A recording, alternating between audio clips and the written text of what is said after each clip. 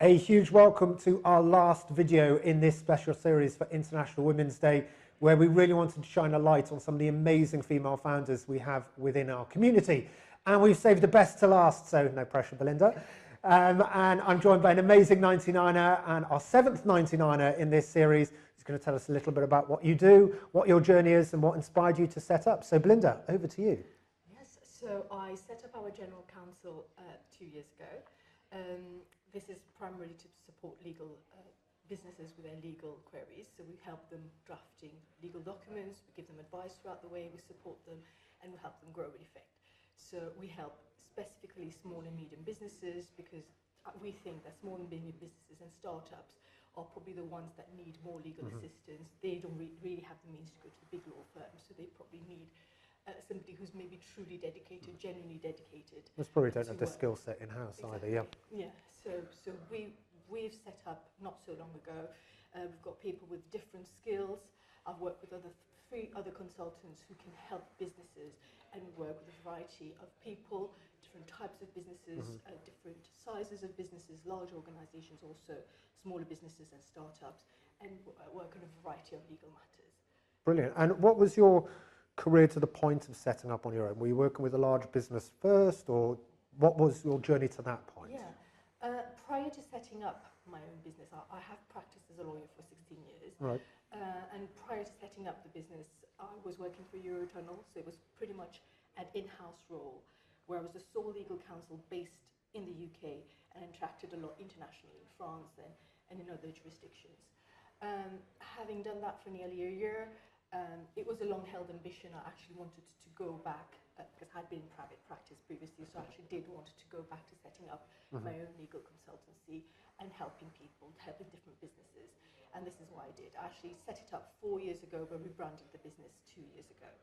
And since then, 2 years ago, it's taken off much more because I think that the initial 2 years, you're still getting finding your your way, aren't you? Yeah. Yeah, you're still finding all sorts of obstacles, you're still juggling with all sorts of things.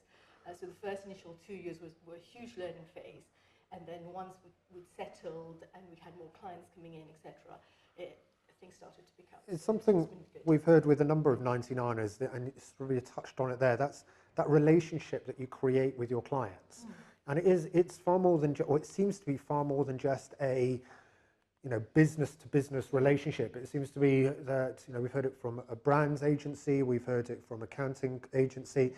It seems to be a real, sort of, you're almost part of each other's growth journeys, and it's great to see. Yeah, I think that's definitely true. I think, first of all, by attending a lot of networking events with the IoD and otherwise, I get to meet a lot of people who maybe have legal questions and who don't really have anybody to go to with their legal queries, so they'd rather just download something off the internet or not ask any questions. But building that relationship, meeting people and establishing that rapport is really essential. And we're trying to show ourselves or to represent ourselves as being flexible lawyers, really approachable lawyers, because people tend to be a bit daunted by lawyers generally and see lawyers as a bit, they're expensive, they're not friendly, they're full of legalese, they can't explain anything in simple English. So we're trying to shatter these concepts and trying to come across as a bit more relaxed, friendly. We're there to support you from the inception to growth, because they could come to you initially with just a very basic question about the structure of the organization, how to set up the business structure.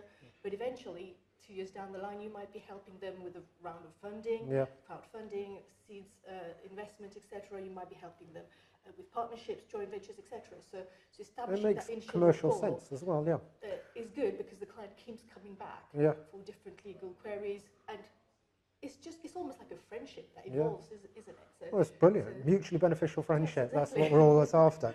And so I mean, it's great to hear that journey you've been on with the business, and especially how, it's something that isn't often talked about, that sort of pivot after 2 years, when you've got into it, you've found where you are, but it isn't quite where you want it to be.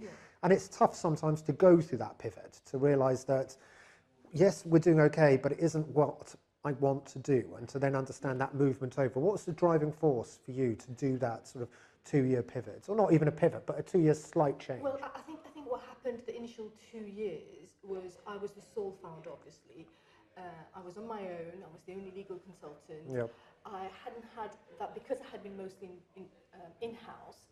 So in-house position, you get all the work given to you by different parts of the business. So you don't actually have to go out and actively get the work to come through the door. So the initial 2 years were difficult, first of all, because you had to go through that networking phase and identify where you can get the clients and which clients are worth getting, which clients are good for your business. Because not everybody will have the same type of legal queries. So that was the first aspect. And I think one of the other aspects when you're setting up as well is because you're the founder yourself, and you're coping with all the work that comes in yourself, and you're having to juggle with lots of different functions, it's not necessarily easy. So you have to keep on top of not just the legal requirements, but on top of the finances, on top of making sure you submit your returns in time, etc. And they are very simple things, but as a one-man person and one-woman company, and you're setting up, it's tough. There's a huge amount of to get it right the first year. There's a huge number of balls to juggle. I'm not saying it was a total failure. I'm just saying that I encountered challenges along the way, which led us to rebrand 2 years ago. And since then, it's because we've actually targeted smaller businesses, because we are showing smaller businesses and startups that we are there for them, that we are more flexible, we are approachable, we are affordable, and we operate different to high street law firms. We're trying to get the message across, and I think the message has now gone across. So in the last 2 years, we have got a lot more response. That's awesome. Fantastic. From that point of view. And obviously, this video is part of what other work we're trying to do around International Women's Day. What does International Women's Day mean to you? Is it these initiatives? Are they important? Are they key? Is it something that, from my perspective, is incredibly important to talk about issues around gender equality, gender parity, the role that we can all play in relation to focusing on true gender equality within all aspects of our communities and lives. But it's got to be more than just a day. It is, there's 365 days a year. It's got to be more than just one day out of that. What's your view of International Women's Day? Well, yeah, definitely. I think that there is obviously a good thing that you have a day to commemorate women, to celebrate the successes they've achieved, to celebrate their advancement in politics, economics, etc. But it's also good to remember that it's not just a day thing. And I've seen lots of people tweeting Happy International Women's Day or posting flowers on the internet, etc. But it's not quite that. It goes beyond that. It's often a cultural change as well that's necessary in order to get women in the posts and in the positions that we want them to be. So first of all, I'm sure I've seen it, I think probably in the Director magazine itself, there's not many women represented on FTSE 100 boards in the UK. I think the representation of women is only about 26% on FTSE 100 boards in the UK.